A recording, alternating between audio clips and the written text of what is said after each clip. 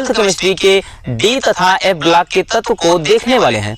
क्योंकि बहुत सारे स्टूडेंट बोल रहे थे कि सर डी तथा एफ ब्लॉक के जो प्रश्न है बिल्कुल समझ में नहीं आते हैं, तो आप सभी के कहने पर आज हम इस चैप्टर के 7 महत्वपूर्ण प्रश्नों को देखने वाले हैं। और जो बच्चे हमसे रेगुलर पढ़ रहे हैं उनको अच्छी तरह से ये मालूम होगा कि हम कितने सिंपल शब्दों का प्रयोग करते हैं।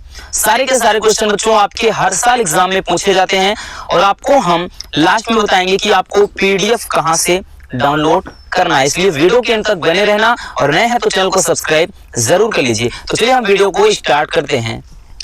पहला क्वेश्चन है बच्चों कि संक्रमण तत्व क्या है, इन्हें संक्रमण तत्व क्यों कहते हैं। या फिर ये क्वेश्चन ऐसे पूछा जाता है कि संक्रमण धातुएं क्या है, इन्हें संक्रमण धातुएं क्यों कहते हैं। ठीक, इसमें आपको घबराना नहीं है, दोनों क्वेश्चन सेम है। तो पहले इसके आंसर को देख लेते हैं, फिर आपको बहुत ही अच्छी तरह से समझाते हैं। तो डी ब्लॉक के तत्वों को संक्रमण तत्व कहते हैं। थोड़ा गलती हो गई थी इसलिए इरेज कर दिया।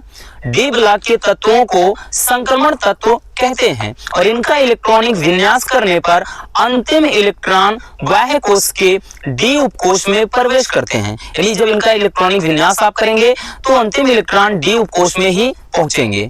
और ये तत्व एस तथा पी ब्लॉक के बीच में स्थित होते हैं, जिसके कारण इन्हें संक्रमण तत्व कहते हैं। पूछा था ना कि इन्हें संक्रमण तत्व क्यों कहा जाता है, तो इसका रीजन यह है बच्चों कि ये एस तथा पी ब्लॉक के तत्व में के बीच में स्थित होते हैं, जिसके कारण इन्हें संक्रमण तत्व। देखिए संक्रमण का मतलब एक प्रकार का समझ लीजिए क्या है, कोई चीज जैसे संक्रमित हो जाए, रोग हो जाए, तो हमारे शरीर के अंदर होता है रोग, ये शरीर के बाहर भी होता है लेकिन हमारे शरीर के अंदर पूरी तरह से इफेक्ट करता है। इसी तरह ये है, बीच में स्थित होता है, इसी कारण इसको अपन संक्रमण तत्व कहते हैं। ठीक ना, स्क्रीनशॉट कर लीजिए। अब इसको थोड़ा समझिए।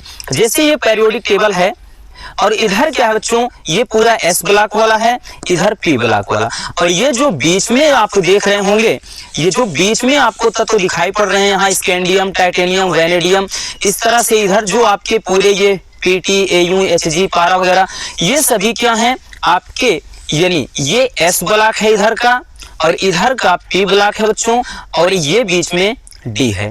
तो एस और पी के बीच में ये जो तत्व आपको दिखाई पड़ रहे हैं सभी, ये क्या हैं, डी ब्लॉक के तत्व हैं और इसी कारण इन्हें, यानी इनके एस और पी के बीच में स्थित होने के कारण ही इसको संक्रमण तत्व कहा जाता है। बात समझ में आई? चलिए हम अगला क्वेश्चन देखते हैं।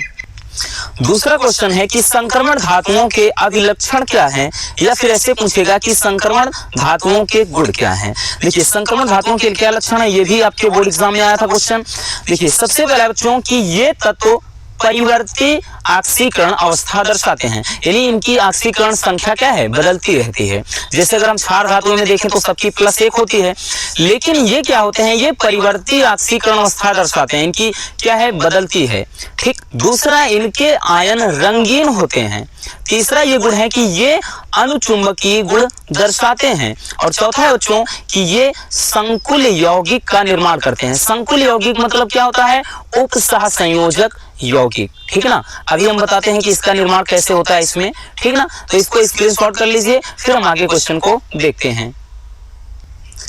तीसरा क्वेश्चन बच्चों, और ये आपका मोस्ट इंपोर्टेंट क्वेश्चन है, और अब की बार 2022 में बच्चों ये 3 सेट में आया था कि संक्रमण तत्व रंगीन आयन या यौगिक बनाते हैं क्यों।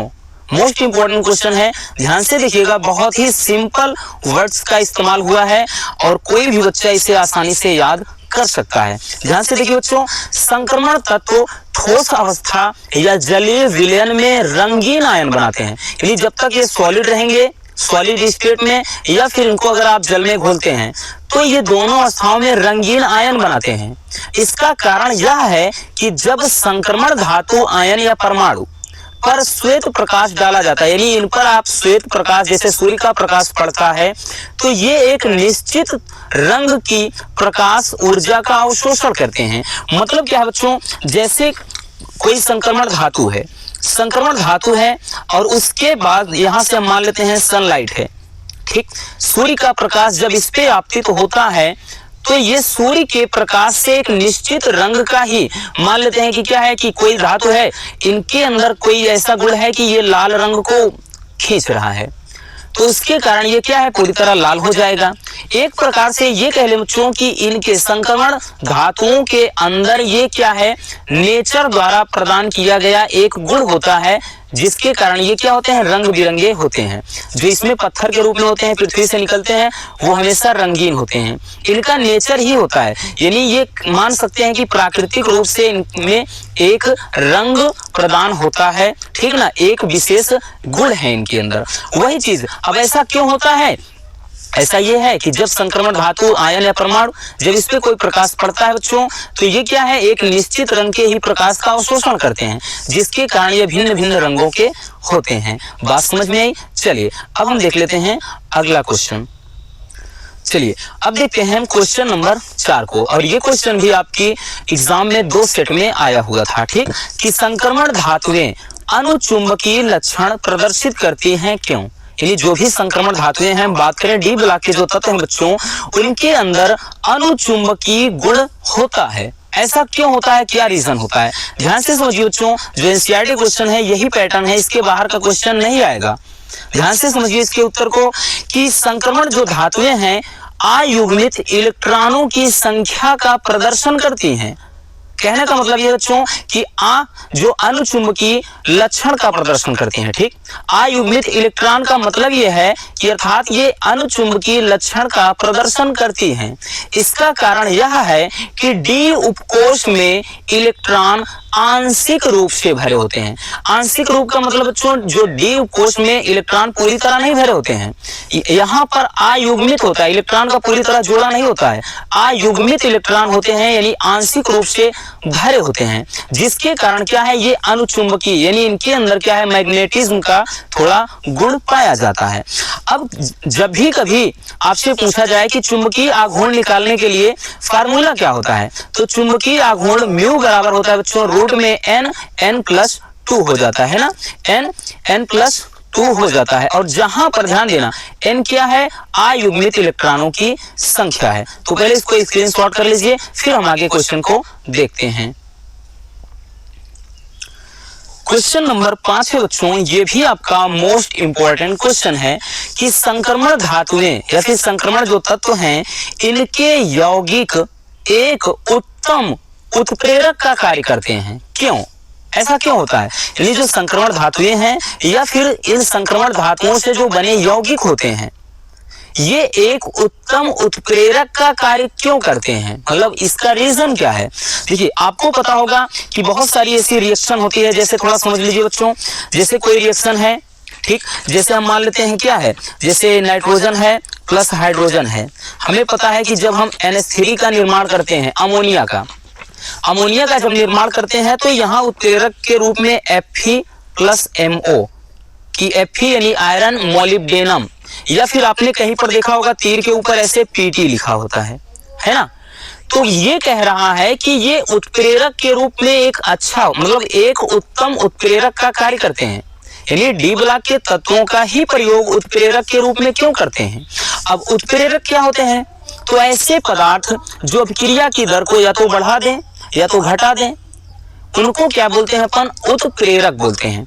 यानी ये स्वयं तो प्रभावित नहीं होते हैं, लेकिन अभिक्रिया की दर को बढ़ा देंगे या तो अभिक्रिया की दर को धीमा कर देते हैं, ठीक है ना। आप यहाँ पर देख सकते हैं पेरियोडिक टेबल में, इसमें देखिए है ना, इसमें क्या बच्चों, जैसे Pt है, Au है, उसके बाद यहाँ पर आप देख रहे होंगे Fe है, फिर यहाँ से देख रहे होंगे ये इधर थोड़ा दिखेगा नहीं, मोलिब्डेनम है। तो इनका प्रयोग एक उत्प्रेरक के रूप में क्यों किया जाता है, इसका क्या लॉजिक है, क्या रीजन है। ध्यान से देखिएगा कि जो संक्रमण धातुएं हैं, कि संक्रमण धातुओं या इनके यौगिक का प्रयोग एक अच्छे उत्प्रेरक के रूप में किया जाता है। इसका कारण यह है कि ये परिवर्ती ऑक्सीकरण अवस्था को दर्शाते हैं, यानी इनकी जो ऑक्सीकरण संख्या है, अवस्था है, वो जैसे +3 +5 +1 ऐसे करके, ठीक। तो इनकी ऑक्सीकरण अवस्था क्या है, परिवर्तित होती है, और इनके पास डी उपकोष जो होता है वो खाली, यानी इनके पास रिक्त डी उपकोष होता है, जिससे ये क्या करते हैं, अभिक्रिया के वेग को बढ़ा देंगे। ऐसा क्यों होता है बच्चों? क्योंकि इनके पास जो डी उपकोष होता है खाली रहेगा, तो ये सक्रियण ऊर्जा को कम करेंगे, जिसके कारण ये अभिक्रिया के वेग को बढ़ा देते हैं। और इसी कारण जो संक्रमण धातुएं हैं या इनके यौगिक हैं वो एक अच्छे उत्प्रेरक होते हैं। बात समझ में आई? चलिए स्क्रीनशॉट कर लीजिए, फिर हम आगे क्वेश्चन को देखते हैं। चलिए क्वेश्चन नंबर 6 है बच्चों कि संक्रमण तत्व या संक्रमण धातु संकुल यौगिक बनाते हैं क्यों? क्या रीजन होता है? देखिए, संकुल यौगिक का मतलब उपसह संयोजक यौगिक। आपको पता होगा बच्चों, उपसह संयोजक चैप्टर वाले में उसमें जितने भी यौगिक हैं आपने देखा होगा वो इस तरह से लिखे होते हैं। यहाँ से जैसे Cu है और उसके बाद यहाँ पर Fe लिखा है, फिर NH3 है, या NH2 है, उसके बाद 2, ठीक इस तरह से करके आपने देखा होगा ना। या फिर Fe यहाँ पे, ठीक Fe, उसके बाद यहाँ पे CN6, उसके बाद यहाँ H2O जिसमें एक्वा पढ़ते हैं इसको, इस तरह से फिर Cl, इस तरह से होते हैं। ये होते हैं क्या? उपसह संयोजक यौगिक, या इसी को अपन कहते हैं संकुल यौगिक। तो वही चीज कह रहा है, ये क्या है? ये सभी के सभी बच्चों कौन से संक्रमण धातु हैं, संक्रमण तत्व। तो कह रहा है कि संक्रमण जो धातुएं हैं वो संकुल यौगिक का ही निर्माण क्यों करती हैं, यानी उसी में इसका प्रयोग क्यों करते हैं, इसका क्या रीजन है? तो ध्यान से देखिए बच्चों कि संक्रमण धातुएं संकुल यौगिक बनाती हैं। इसका कारण यह है कि इनके बाह्य कोश में डी उपकोष खाली होते हैं, यानी डी उपकोष खाली रहेंगे, और इसके अतिरिक्त इनका आकार क्या है? बहुत छोटा होता है। यानी जो संक्रमण तत्व है इनका आकार छोटा होता है तथा इन पर उच्च आवेश होता है, उच्च आवेश होगा, तो जिसके कारण क्या है? इनमें लिगेंड द्वारा त्यागे गए इलेक्ट्रॉन युग्म आसानी से स्थान ग्रहण कर लेते हैं। अब लिगेंड क्या है हमें पता है बच्चों, जो कोष्ठक के अंदर होता है उसको अपन क्या बोलते हैं? लिगेंड बोलते हैं। ठीक, यही रीजन है। रीजन क्या है कि इनका आकार छोटा होता है तथा इन पर उच्च आवेश होता है। किस पे? संक्रमण तत्वों पर, जिसके कारण इनमें यानी इस संक्रमण तत्वों में लिगेंड द्वारा त्यागे गए इलेक्ट्रॉन युग्म आसानी से स्थान ग्रहण कर लेते हैं, यानी आसानी से क्या है? युग्म बना लेते हैं। ठीक, और इसी कारण क्या है? ये संकुल यौगिक का निर्माण करते हैं। आई होप कि आप बहुत ही सिंपल तरीके से समझ गए होंगे। तो चलिए स्क्रीनशॉट मार लीजिए, फिर हम आगे क्वेश्चन को देखते हैं।